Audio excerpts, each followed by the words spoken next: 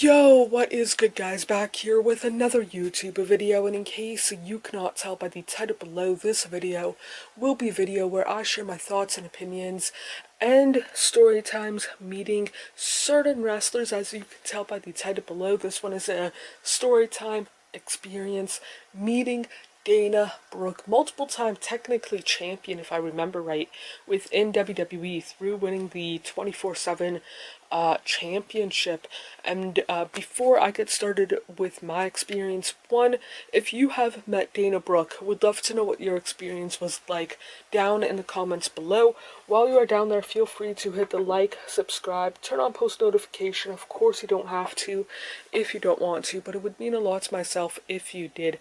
And yeah, before also I get into the story time or experience video, I'm going to show you the autograph I was able to get signed by her right now.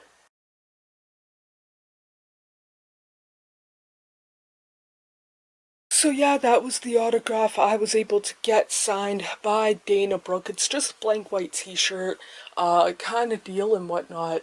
Nothing, in my opinion, too special, like a certain 8x10 or a program or something like that. But either way, I was able to meet Dana Brooke, a part of the SummerSlam 2019 meet and greet, which is pretty much similar to a WrestleMania Access, but for the meet and greet that year, for SummerSlam 2019 at least, there was no memorabilia kind of deal like you would have during a Mania Access kind of deal. So if I reference it as an Access, it's really meet and greet, but it's still ingrained in my brain, kind of deal as an Access. But either way, a little bit of a backstory for people who either don't know or don't remember.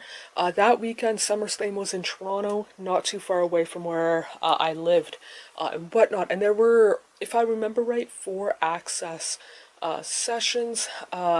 Friday afternoon, Saturday morning, Saturday afternoon, Sunday morning.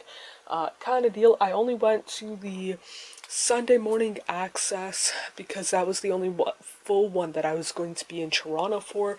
Plus, I had a VIP that morning to meet Rey Mysterio for, I would say, cheap kind of deal, $120 to meet one of my all-time favorites kind of deal. I was fully expecting to pay at least double that to meet him kind of deal. So in that way, it's cheap. I can understand why some people would not say that and whatnot.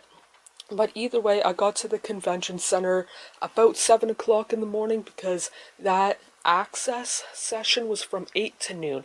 Mysterio, his VIP was from 10 till noon, which pretty much meant from 8 to 10 I could meet as many general admission of people as possible. I ended up meeting Mia Yim, Dana Brooke, War Machine or Viking Raiders, and Mustafa Ali kind of deal. I probably could have met 1 or 2 more people, but I recorded a friend of mine meeting the VIPs that he had kind of deal for him and whatnot. But either way, about a little bit after 9 o'clock, I was like, I don't want to say I was done, but I met Mustafa Ali and I met War Machine, the top two general admission people I wanted to meet, kind of deal, and whatnot.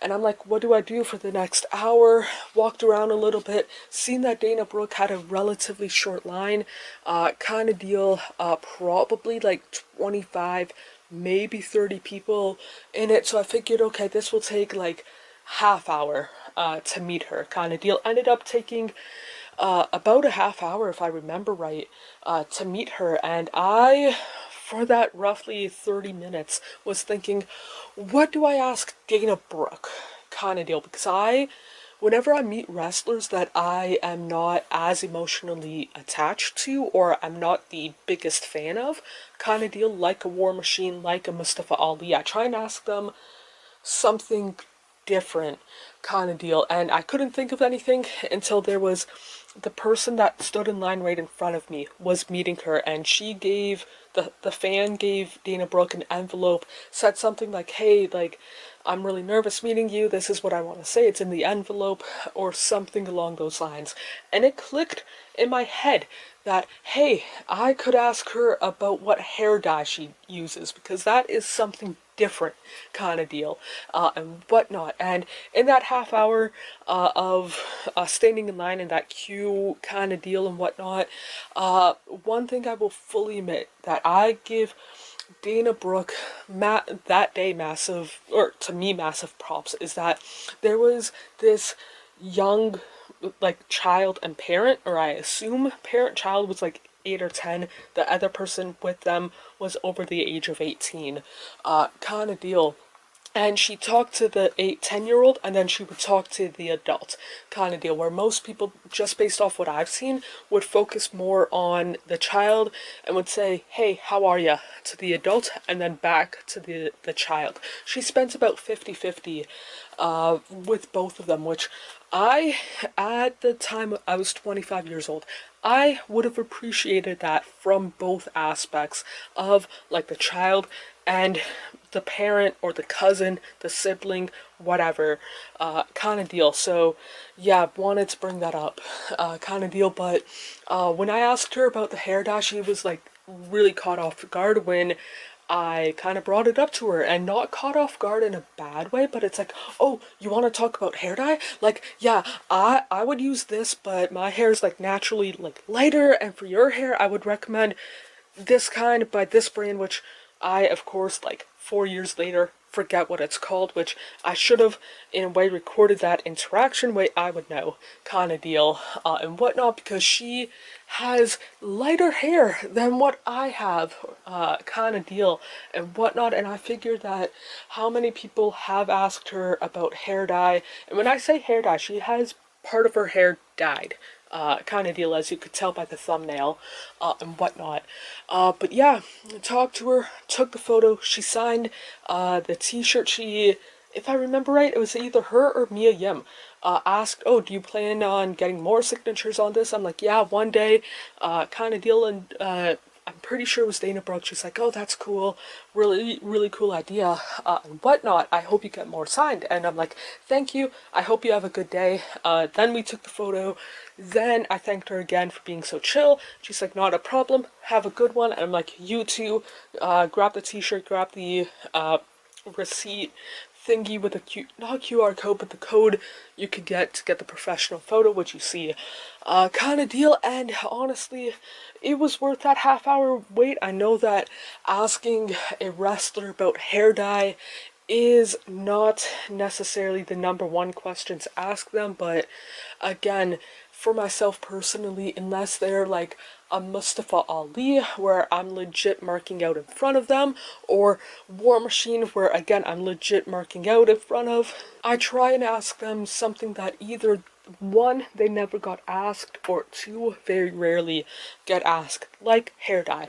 Instead of being like, "Oh, I really like this one match of yours," or "I really like this promo," or that kind of more cliche stuff and whatnot. Because hypothetically, if roles were reversed, like I was the wrestler and people kept on bringing up one match or one feud or one promo, I would appreciate it, but I would not appreciate it as much over time, kind of deal and whatnot. But yeah, that's my experience. Well worth that half-hour wait. Happy overall, even though I forget the hair dye, almost what one she would recommend years later, kind of deal. That's on me though, and whatnot. And honestly, I'm happy that I ended up meeting her August 11 of 2019 in Toronto at the convention. I think it's Toronto Metro Toronto Convention Center or something like that.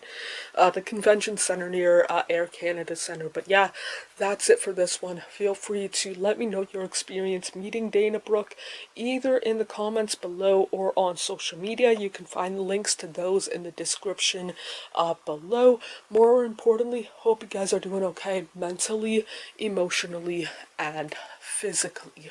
The world that we tend to make up is nothing but a fantasy until you wake up. I feel like I'm just lying to myself, yeah. Cause I just crossed the line like I'm playing offside. Do it how I want and I'ma do it till I die. Feel like I'm just lying to myself, but it's